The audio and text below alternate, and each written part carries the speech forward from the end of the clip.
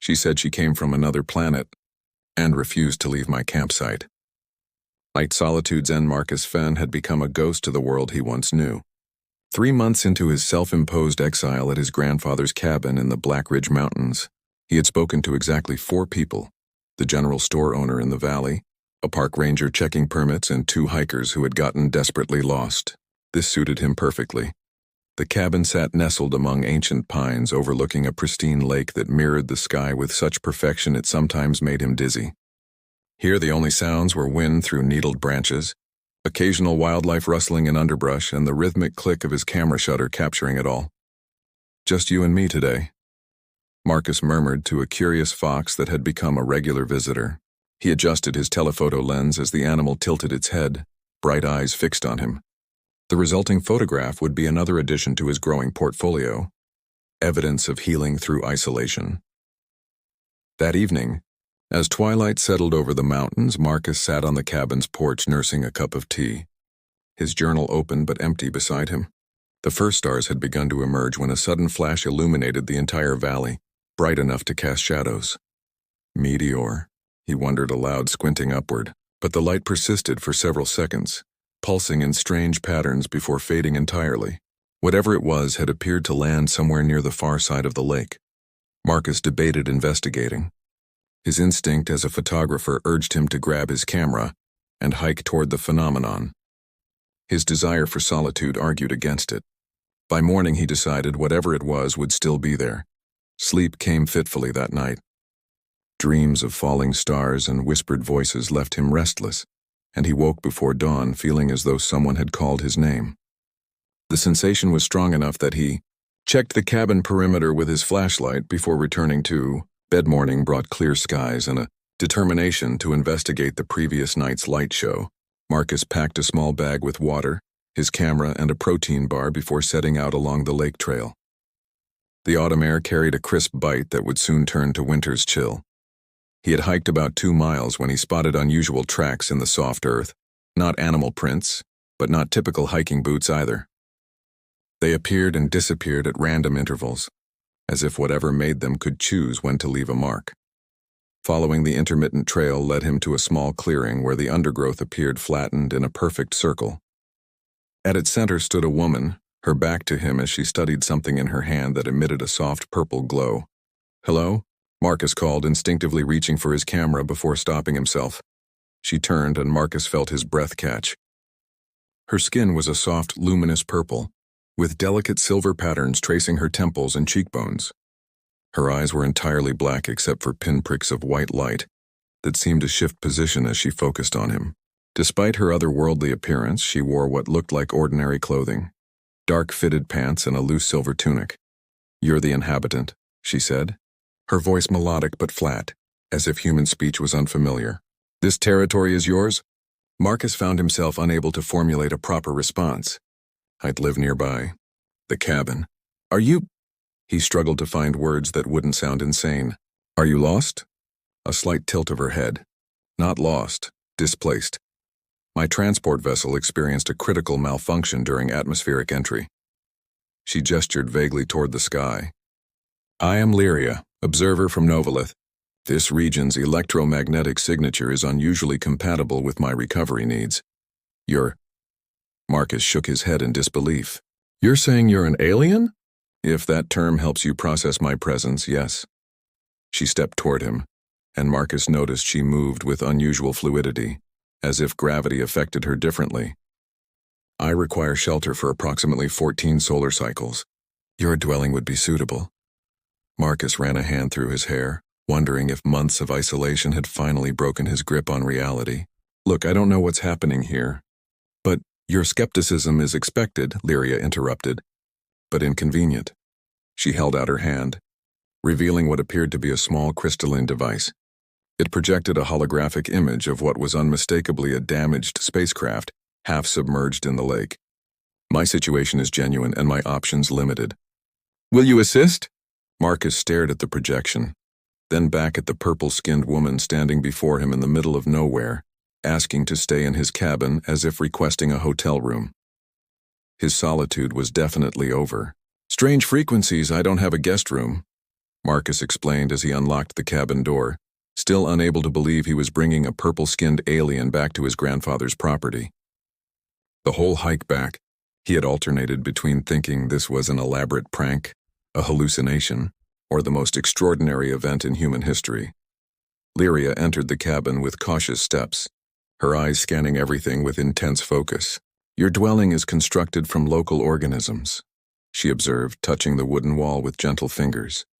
"On Novalith, we grow our habitats from crystal formations." "Of course you do," Marcus muttered, setting down his backpack. "Look, I still don't entirely believe you're from another planet, but assuming you are, why can't your people just come get you?" Lyria moved to the window, gazing out at the lake where her vessel reportedly lay submerged. "The damage to my craft released a signature that would attract unwanted attention. I've activated a dampening field, but it requires time to fully mask my presence." She turned to face him. "My people will come once it's safe to do so without detection." "Detection by whom?" Marcus asked, suddenly concerned. "There are always those who watch the stars with less than peaceful intentions," she replied cryptically. That night, Marcus gave Lyria his bed and took the couch. Though she insisted she required minimal rest compared to humans, he lay awake for hours, listening to the strange, soft humming that occasionally emanated from the bedroom. At dawn, he found her sitting cross-legged on the cabin porch, eyes closed, her purple skin seeming to absorb the early morning light in unusual ways. The silver patterns on her skin pulsed gently. "Are you meditating?" he asked. "Converting solar energy," she corrected without opening her eyes. "Your star has a different spectral output than ours. It's quite invigorating." Over the following days, an awkward routine developed. Marcus continued his photography excursions, though now often accompanied by Lyria, who asked endless questions about Earth's ecosystem. Her childlike wonder at things he took for granted, the flight of birds, the texture of tree bark, the taste of coffee, slowly began to chip away at his skepticism. "Why did you isolate yourself here?" she asked on their fourth day together as they hiked along a ridge overlooking the valley. Marcus paused, surprised by the direct personal question. "I needed space to think. My work, I photograph wildlife for magazines and conservation groups. It used to bring me joy. Then it became just a job, then a burden. A purpose that loses meaning," Lyria nodded. "This happens on Novalith as well. It's why observers like me are sent out, to find new perspectives." "Is that what I am to you? A perspective?" The question came out more defensively than he intended. Lyria's black eyes studied him, the tiny pinpricks of light within them shifting. "Initially, yes. Now, I'm uncertain. Human emotions are contagious in ways I didn't anticipate."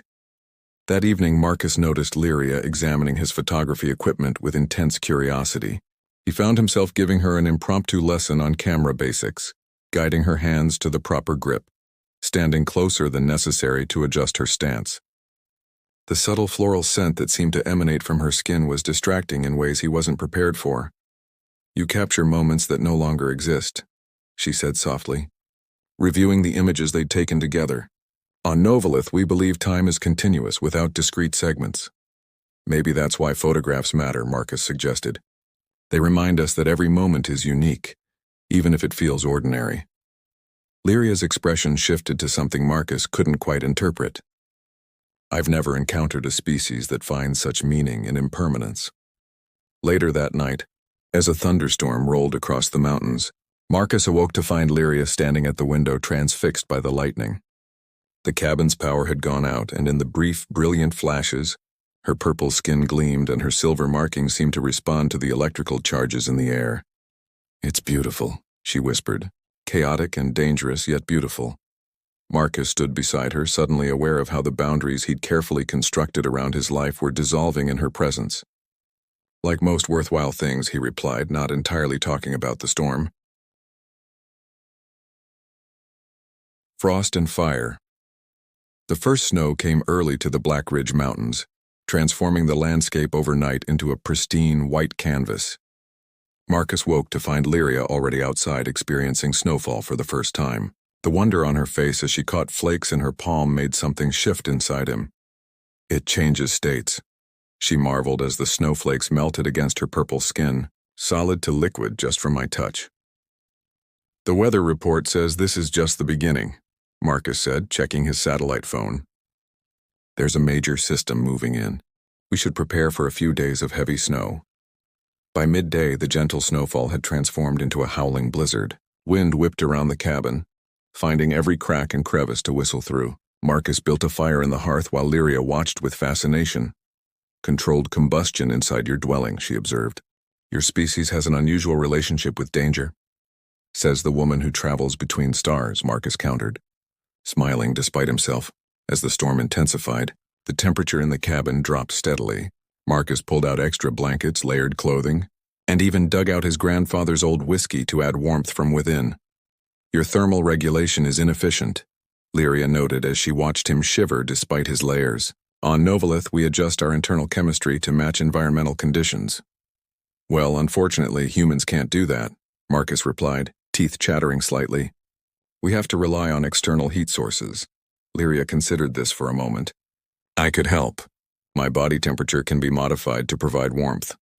Before Marcus could fully process what she meant, Lyria moved to sit beside him on the couch, her side pressing against his. Almost immediately he felt warmth radiating from her, pleasant and enveloping. Better? She asked. Much, he admitted, tension easing from his shoulders. Thank you. The blizzard raged through the night, burying the cabin in snowdrifts that reached the windowsills. Huddled together for warmth, the boundaries between host and visitor, human and alien, began to blur.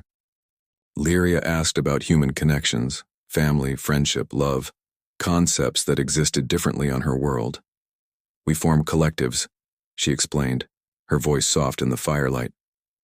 Functional units based on compatibility and purpose, but the attachments you describe, the longing for specific individuals, this is considered a developmental flaw in my world. A flaw? Marcus frowned. How can caring deeply about someone be a flaw? It introduces variables, unpredictability. Her eyes met his, those pinpricks of light seeming to search for something. Observers like me are specifically conditioned to resist attachment. It compromises objectivity. And is it working? Marcus asked, suddenly aware of how close they were sitting, how natural it felt despite everything. Your conditioning? Lyria was silent for a long moment. No, she finally admitted. It isn't working at all. The confession hung between them, weighted with implications neither was ready to fully acknowledge. Outside, the wind howled. Inside, the fire crackled and cast dancing shadows across their faces. Why Earth? Marcus asked, changing the subject slightly. Out of all the possible worlds, why come here? Your planet is unique, Lyria explained, her voice taking on a passionate quality he hadn't heard before. Most worlds with advanced technology have damaged their biospheres beyond recovery. Earth stands at a precipice, still vibrant with life, yet beginning the same destructive patterns we've observed elsewhere. And what do your people do with this information? Do you help worlds like ours? Lyria's expression grew troubled. We observe. We document. Direct intervention is... She hesitated. Complex. There are factions among my people with different philosophies about interference. And which faction do you belong to? Marcus pressed. I'm beginning to question that myself, she admitted. Before meeting you, the answer was simple. As night deepened and the storm showed no signs of abating, they remained by the fire, trading stories. Marcus about his travels photographing wildlife across Earth.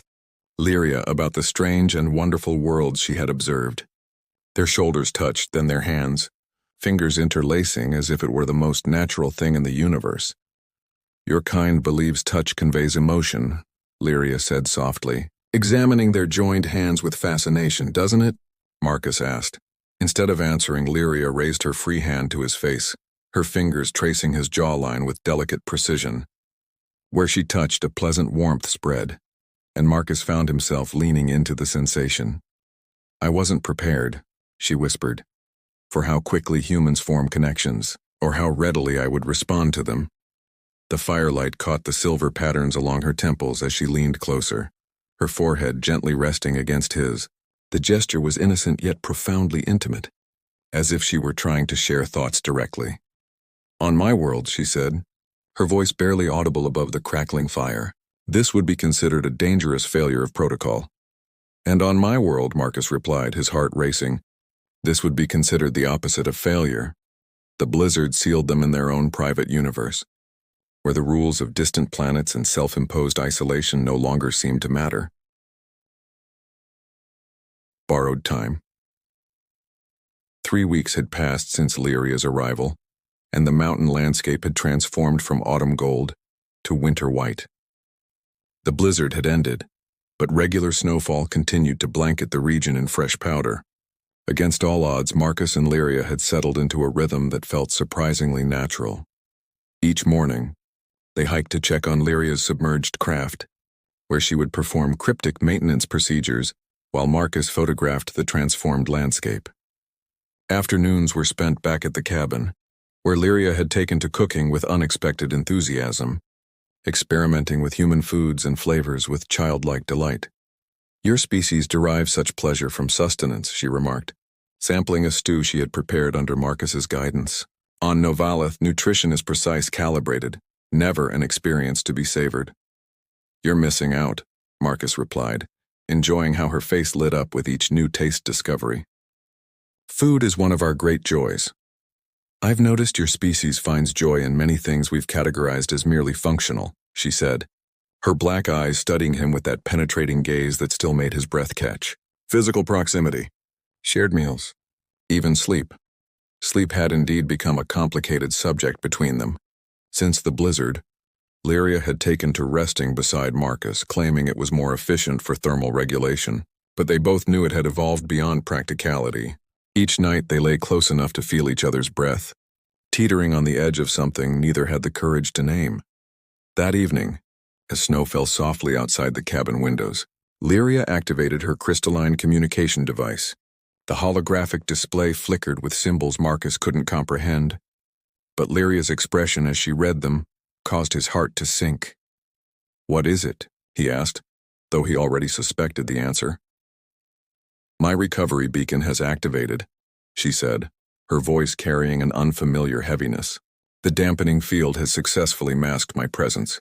Extraction has been scheduled." Marcus felt something cold settle in his stomach. "When?" 4 days. She deactivated the device, the purple glow fading from her hands. "A retrieval vessel will arrive at the coordinates of my craft. 4 days." The words hung between them like an approaching storm. For weeks they had existed in a bubble where the outside world and other worlds had seemed distant and theoretical. Now reality was intruding with cruel efficiency.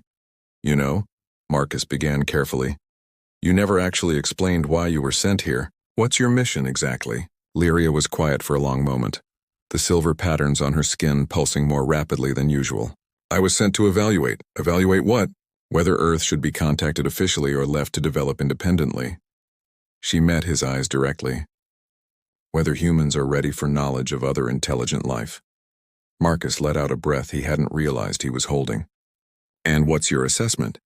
"It's complicated by the fact that I've violated numerous protocols," she admitted.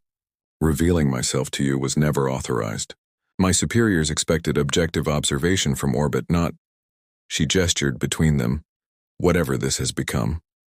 That night sleep eluded them both. They lay side by side, the weight of unspoken words creating a tension unlike any they had experienced before. "What happens?" Marcus finally asked in the darkness. "When you return to Novalith, I will be debriefed. My observations catalogued, my deviations from protocol reviewed." Her voice was barely above a whisper. "Emotional contamination is considered a serious breach. Is that what this is to you?" "Contamination?" The question held an edge of pain. Lyria turned to face him, close enough that he could see the star-like points of light in her eyes even in the darkness. "No," she said firmly. "That's what they will call it. I call it awakening." Her hand found his cheek, that now familiar warmth spreading from her touch. This time, however, there was a new intensity to the sensation, as if the barriers she had maintained were finally dissolving. "On Novalith, we connect through thought transference," she whispered. "But here, with you, I've learned that physical connection carries its own form of communication." When their lips finally met, it was like nothing Marcus had ever experienced, a warmth that seemed to flow between them, carrying emotions too complex for words. Her purple skin glowed faintly in the darkness, the silver patterns pulsing in time with her heartbeat as they explored this new dimension of their connection. Later, As they lay tangled together, Lyria traced patterns on Marcus's chest that mirrored the markings on her own skin. "In 4 days they will expect me to leave," she said softly. "To return to a world where this kind of connection is considered a flaw." "And is that what you want?" Marcus asked, afraid of the answer. "What I want and what is possible may be different things," she replied, and for the first time since he'd met her, he heard fear in her voice. The following days took on a dreamlike quality, both precious and painful. They hiked farther than before, as if trying to commit every inch of the mountains to memory. They talked for hours about their worlds, about possibilities both knew might never come to pass. On the evening of the third day, Lyria's communication device activated unexpectedly, projecting a message that made her purple skin pale to lavender. "What's wrong?" Marcus asked, seeing the change in her expression. "The extraction has been moved forward," she said, her voice strained. "They're coming tomorrow at dawn." Starfall decision. The last night arrived too quickly. A strange calm had settled over the cabin as Marcus and Lyria sat before the fire, watching the flames dance in a hypnotic rhythm. Outside, the stars shone with unusual clarity, as if the universe itself was holding its breath. "I've been thinking about time," Lyria said, breaking the silence. "On Novalith, we view it as continuous, unbroken. But you humans divide it past, present, future. You take photographs to capture moments. You count days until things happen or since things occurred." Marcus nodded, his hand entwined with hers. "And which approach seems right to you now?" "Neither," she admitted. "Time feels both eternal and terribly finite. The days since I arrived seem both countless and too few." The fire crackled as a log shifted, sending sparks up the chimney. Lyria reached into a pocket of her tunic and withdrew her crystalline device, turning it over in her purple hands. "This contains my official observations," she said. "Everything I was sent to evaluate about Earth and humanity." "And what conclusions did you reach?" Marcus asked.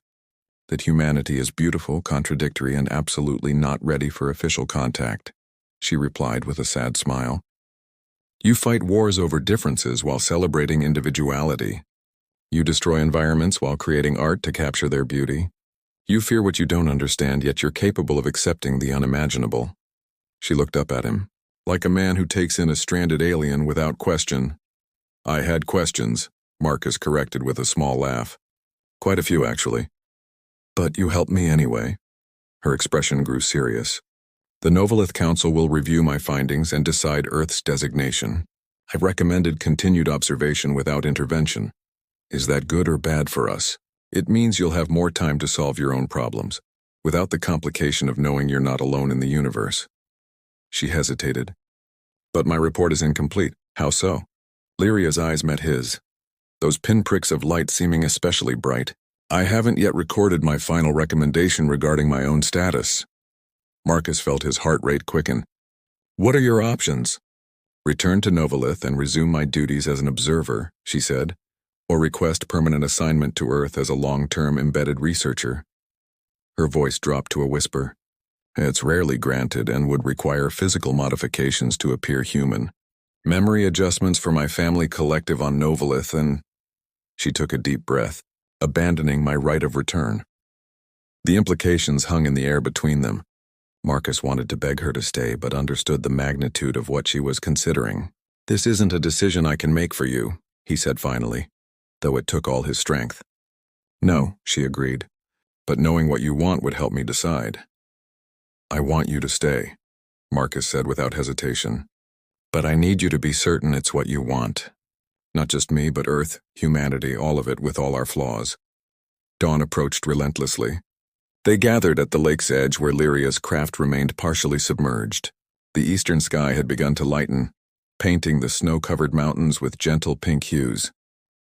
"They'll be here in minutes," Lyria said, checking her device. The silver patterns across her purple skin were pulsing rapidly, betraying her emotion despite her composed expression. Marcus stood beside her, his camera slung over his shoulder out of habit, though he hadn't taken a single photograph. Some moments, he had realized, weren't meant to be captured but experienced fully. "Whatever you decide," he said, his voice thick. "I'm grateful for these weeks. You helped me see my world through new eyes. And you showed me what my people have forgotten," she replied. "That connection isn't a flaw to be corrected, but a strength to be embraced." The sky above them rippled with subtle distortion, like heat waves on a summer road, but against the cold morning air. Lyria's device chimed softly, indicating the retrieval vessel's arrival in Earth's atmosphere. "They're here," she whispered. Marcus nodded, unable to speak past the tightness in his throat. He had promised himself he wouldn't make this harder for her, wouldn't try to influence a decision with consequences he couldn't fully comprehend. Lyria turned to face him fully, her black eyes reflecting the growing daylight. "In my official capacity as observer from Novalith, I need to record my final recommendation." She activated her device, which projected a small holographic interface between them. Marcus watched as her purple fingers moved across the symbols, entering what he assumed was her final report. When she finished, she looked up at him with an expression he had never seen before, a mixture of fear and absolute certainty. "What did you decide?" he asked, hardly daring to breathe. The sky above them shimmered more intensely, a circle of displaced air forming directly overhead. A faint humming filled the clearing, causing the surface of the lake to vibrate in concentric ripples. Instead of answering, Lyria stepped closer and pressed her device into Marcus's hand, closing his fingers around it. "Keep this safe," she said. "It contains everything they need to know about why one of their observers chose Earth." "Lyria." His voice caught as understanding dawned. "Are you sure?" "Time isn't divided on Novalith," she said, a smile spreading across her face. "But I think I prefer the human approach after all. Because right now, in this present moment, I know exactly where I belong." Above them, the retrieval vessel became visible, a shimmering craft that seemed to bend light around its edges. A beam of energy connected to Lyria's submerged ship, lifting it from the water in a cascade of droplets that caught the first rays of morning sun like countless diamonds. Lyria raised her hand in what appeared to be a formal gesture. The beam flickered as if in response, then intensified around the damaged craft. In seconds, it had been drawn upward into the larger vessel. But the retrieval beam did not extend to Lyria. Marcus held his breath as the ship remained stationary for several long moments, as if waiting. Then, with a pulse of light similar to the one that had announced its arrival weeks ago, the vessel rippled out of visibility, leaving only a disturbance in the clouds to mark its passage. "They'll send others eventually," Lyria said softly, still looking skyward. "To understand why I stayed. To evaluate my decision." She turned to Marcus, the silver patterns on her purple skin now pulsing in a calm, steady rhythm. "We have time until then." "How much time?" Marcus asked, still hardly believing she had chosen to remain. "Enough to capture many moments," she replied, reaching for his camera with a smile. "Both in images and in memory." As the sun crested the mountains, casting long shadows across the snow-covered landscape, Marcus Fenn, once a ghost to the world he knew, embraced a new world of possibilities with the woman who had traveled across the stars to find him. In the quiet of that mountain morning, as human and alien stood hand in hand watching the sky where boundaries between worlds had briefly dissolved, both understood that the greatest distance wasn't between planets, but between hearts, and that distance at least they had already crossed.